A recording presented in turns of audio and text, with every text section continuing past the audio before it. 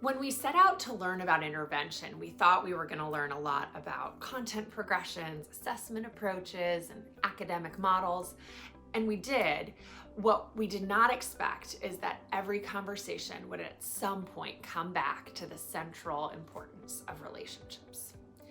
We heard over and over again about how relationships and learning are inextricably linked, how relationships create the foundation for learning, and how the act of learning and teaching reinforces and plays into relationships.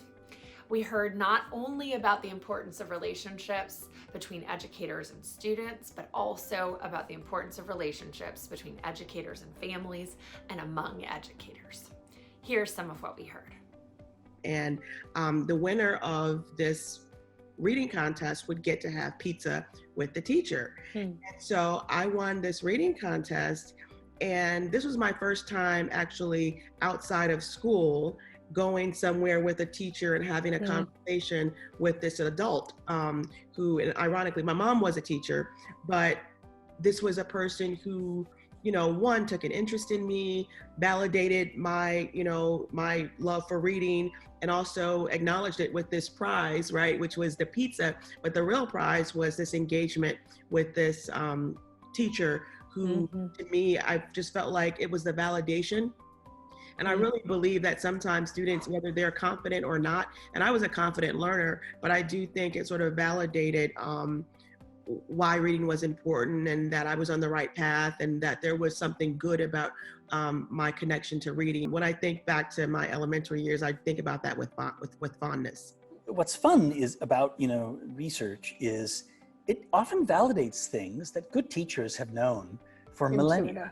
Yes. It's not like, whoa, this blinding insight about jumping up and down on your left foot while closing your right eye and how it helps with understanding fractions. No, there's no research that says any of that actually works. It's not like that, right? But some of the key stuff that I think is so powerful and engaging are things like, the non-academic and the academic are completely tied together. You cannot separate these things. One thing that we know works is when teachers connect with their students, when relationships are genuinely built with every single student, and the student understands that the teacher truly has their best interest at heart.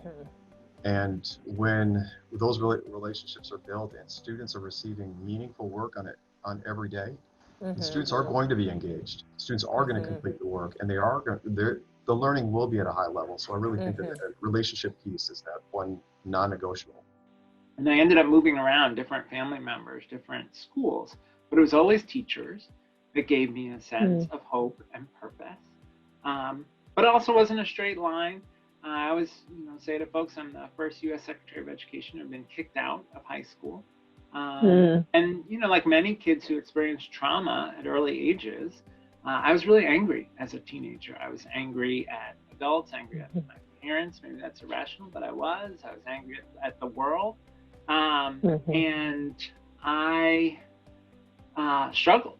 And again, after I got kicked out, it was teachers and a school counselor who gave me a second chance, who were willing to see me as more than the sum of my mistakes. And that was critical to my life trajectory as well, and also has shaped how I think about the centrality of relationships to school and giving students a sense of purpose and hope when they may not have that on their own. I'm becoming increasingly passionate about breaking down the research about what constitutes trusting relationships between adults and students. We take for granted that folks know what that is, and it's not. It's hard, and we're not their friends, right? And yet we are authority figures, and with a real focus on how power and race and other identities play out in forming those bonds, and sometimes in perpetuating biases that exist in society. So one concrete thing is really unpacking what does that mean. How do you become incredibly self-aware as an educator about from whence you speak and how that interacts with students, and how do you just make a real purposeful study on, as a school building, everyone prioritizing the deep trusting relationships in the context of anti-racism and also other biases that are perpetuated. So that's one piece, right? You know, everyone has to be good at that. Every educator in the building should be coveted and trained and supported around that as much as they should around writing a good lesson plan. Relationships are the active ingredient in any learning environment because they are the way trust is built, and they are literally the fuel for the connections between brain structures that have to happen to build a complex skill. Just reading alone is at least 5 different structures in the brain becoming wired together. But the energy that moves those neurons is coming from relationship. And the science of stress tells us that stress can get under the skin and into the brain and body, because adversity doesn't just happen to children. It happens inside their brains and bodies through the biologic mechanism of stress. So the experience of stress is really the interplay between 2 biologic systems and hormones that are chemical messengers that carry messages to the brain, to the very same structure, the limbic system. And what is that? That is the learning and emotion center of our brains. So one system's mediated by cortisol, which produces that fight, flight, freeze. But the other is mediated by oxytocin, which is the hormone that produces love, attachment, trust, and safety.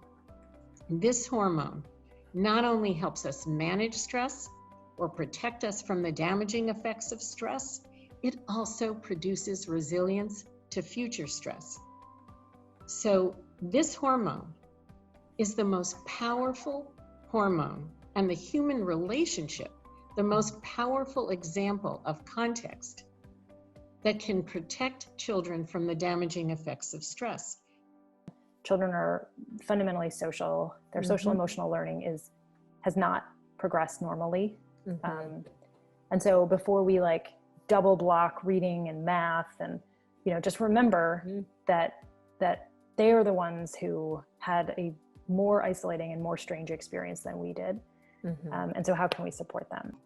And one of the very first ones is students belong. They feel a sense of belonging in the school community and environment.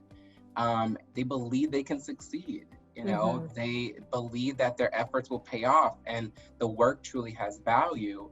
And we can't expect students to feel a sense of belonging in a community that their parents don't belong to, or that there are, small comments or small actions that show that there is not a true value in who they are, their funds of knowledge, and everything that they bring. It's educators' responsibilities, first and foremost, to form trusting, authentic relationships that's built on communication consistently and share power with families and its students. Before you can get to like an on track, on time model, we're working on a New York, Chicago, these model. You have to ensure that people see the strengths of students, have a theory of that development that works. I think we've learned on what works, that you need to have relational trust in the schools. That even the best ideas don't work in an environment where people don't respect each other or their principal. And that's not just practical knowledge of somebody, that's what research shows. Tony Schneider. So when we, in the world of technical support and advice, we have to recognize that. Yeah. The theory of learning or cognitive science or neuropsychology. I seen teachers loving on kids. I seen kids, when kids had issues at home, we all stepped in, myself too. I wasn't a teacher, but I brought the teachers along. We stepped in to help those kids. I have seen kids lose parents to death, and we was right there with those kids. Those are the kind of things, and that's how you build a relationship. And I see some of those kids now, and they still bring that up, So I seen teachers with empathy, not sympathy, empathy for children. and loving on children and nurturing children. That's what made that school successful. So when you think about the heavy lift of both the social, emotional, and the mental health needs, I'm not as worried about the academic. The academic will come. Kids will learn. We know kids are like sponges. They will learn. But if we don't attend to these really important emotional and mental needs, I don't think we have a fighting chance. These conversations made me reflect on how I'm showing up to my own relationships, which relationships come naturally and which require more self-work to understand what's going on.